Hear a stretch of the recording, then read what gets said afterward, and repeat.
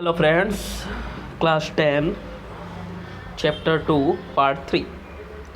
तो last topic में हमने देखा था लवणों का पीएच, और अब उसके बाद देखेंगे साधारण नमक से रसायन। साधारण नमक से रसायन में इसके लगभग कुल यहाँ पे 5 टाइप दिए गए हैं: सोडियम हाइड्रोक्साइड, विरंजक चूर्ण, बेकिंग सोडा, धोने का सोडा, प्लास्टर ऑफ पेरिस। इस पांचों भागों के बारे में हमको विस्तृत जानकारी लेनी है, जो महत्वपूर्ण प्रश्न हैं बोर्ड के। तो शुरू करते हैं। Number 1, sodium hydroxide. Sodium hydroxide की बात करें तो सोडियम क्लोराइड के जलीय विलयन से विद्युत प्रवाहित करने पर यह धीमे धीमे उसमें वियोजित होकर सोडियम हाइड्रोक्साइड में बदल जाता है। इस प्रक्रिया को ही कहते हैं क्लोर-शायर प्रक्रिया। क्या होता है? सोडियम क्लोराइड के जलीय विलयन में विद्युत प्रवाहित की जाती है जलीय विलयन के साथ। तो वहाँ पर क्या, सोडियम हाइड्रोक्साइड, डाइक्लोरीन गैस और H2 गैस उपस्थित होती है। यहाँ पर एनोड पर Cl2 मतलब कि डाइक्लोरीन गैस और कैथोड पर H2 गैस रिलीज होती है, और कैथोड के पास सोडियम हाइड्रोक्साइड का विलयन बनता है। वो यही विलयन यहाँ पर सोडियम हाइड्रोक्साइड के रूप में हमको प्राप्त होता है। इसका उपयोग कहाँ पर है? यहाँ पर जितने भी उत्पाद बाहर आ रहे हैं उन सभी का अलग अलग उपयोग होता है। जैसे H2 गैस का उपयोग ईंधन मार्गरीन में, Cl2 गैस का उपयोग जल की स्वच्छता के लिए, पॉलीविनाइल क्लोराइड अर्थात PVC पाइप बनाने के लिए, CFC गैस अर्थात क्लोरोफ्लोरोकार्बन गैस बनाने के लिए यूज़ होती है। HCl हाइड्रोक्लोरिक एसिड इस्पात की सफाई के लिए और अलग अलग प्रकार की औषधियाँ बनाने में होती है।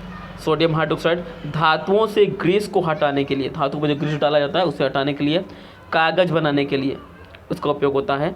डाइक्लोरीन गैस और सोडियम हाइड्रोक्साइड का मिक्स पदार्थ विरंजक चूर्ण के रूप में उपयोगी है, जो घरेलू विरंजन के रूप में और वस्त्र विरंजन अर्थात उस पदार्थ को साफ करने के लिए होता है। दूसरा मुद्दा आता है हमारा विरंजक चूर्ण। विरंजक चूर्ण क्या होता है? सूखे बुझे हुए चूने अर्थात कैल्शियम हाइड्रोक्साइड पर क्लोरीन की प्रक्रिया की जाए तो कैल्शियम डाइक्लोराइड प्राप्त होता है, अर्थात शुष्क चूना। सूखे बुझे हुए चूने पर क्लोरीन की प्रक्रिया कराने पर विरंजक चूर्ण प्राप्त होता है। इसका उपयोग कहाँ पर है? वस्त्र उद्योग में सूती और लिनन के विरंजन के लिए, वस्त्र उद्योग में सूती और लिनन के विरंजन, इसको सफाई के लिए इसका उपयोग होता है। कागज़ की फैक्ट्री में लकड़ी के मज्जे के विरंजन के लिए इसका उपयोग होता है। कागज़ की फैक्ट्री में जो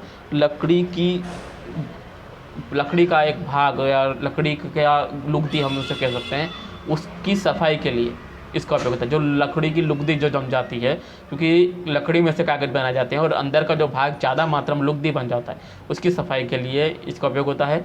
रासायनिक उद्योग में एक उपचार के रूप में इसका प्रयोग होता है, और पीने वाले जल के जीवाणुओं से मुक्त करने के लिए रोगाणुनाशक के रूप में भी इसका प्रयोग होता है। तीसरा मुद्दा हम आगे देखेंगे, बेकिंग सोडा। बेकिंग सोडा अर्थात सोडियम क्लोराइड पानी के साथ कार्बन डाइऑक्साइड और एमोनिया की प्रक्रिया होती है, तो एमोनियम क्लोराइड और सोडियम हाइड्रोकार्बोनेट अर्थात बेकिंग सोडा प्राप्त होता है। यह एक दुर्बल असंक्षारक क्षारक है। खाना पकाते समय गर्म करने पर इसकी प्रक्रिया निम्नानुसार होती है। सोडियम हाइड्रोकार्बोनेट को जब गर्म करते हैं तो सोडियम कार्बोनेट, पानी और कार्बन डाइऑक्साइड गैस प्राप्त होती है। इसका उपयोग देखते हैं। बेकिंग पाउडर बनाने में इसका उपयोग, बेकिंग पाउडर बनाने में अर्थात बेकिंग सोडा, टार्टरिक एसिड बनाने में इसका प्रयोग होता है। इस प्रक्रिया से उत्पन्न कार्बन डाइऑक्साइड के कारण पावरोटी या केक में खमीर उठता है। इससे यह मुलायम और काफ़ी स्पंजी हो जाता है। यह एक एंटी एसिड का एक संघटक होता है। इसका उपयोग सोडा एसिड अग्निशामक में भी किया जाता है। अब चौथा मुद्दा हम समझेंगे, धोने का सोडा।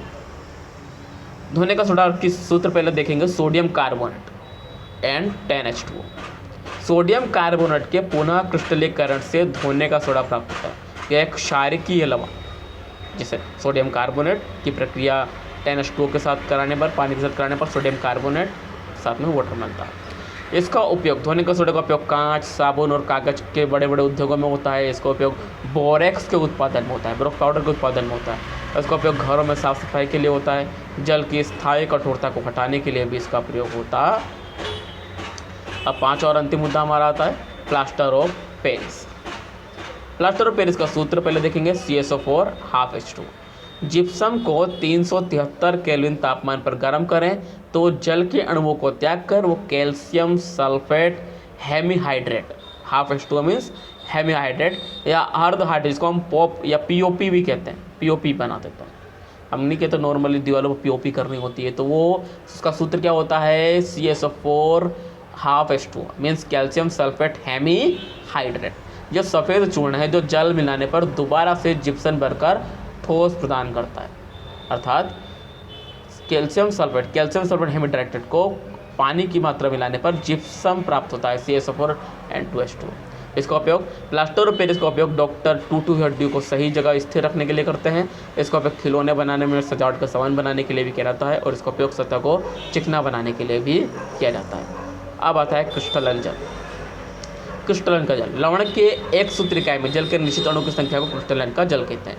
ये क्रिस्टल की मात्रा कितनी है उस आंकड़े को निश्चित करना, जिससे कैल्शियम कॉपर सल्फेट से पाँच अणु पानी के 5H2O में क्रिस्टल के जल के 5 अणु नजर आते हैं। सोडियम कार्बोनेट में 10H2O में क्रिस्टलन के जल के कितने 10 अणु नजर आते हैं। और तीसरे कैल्शियम सल्फेट में पानी के साथ के जो अणु हैं उसमें 2 अणु नजर आते हैं, जिसे क्रिस्टलन के जल के अणु कहते हैं। तो फ्रेंड्स अब चैप्टर यहाँ पर पूरा होता है, तो इसको ध्यानपूर्वक पढ़ना है।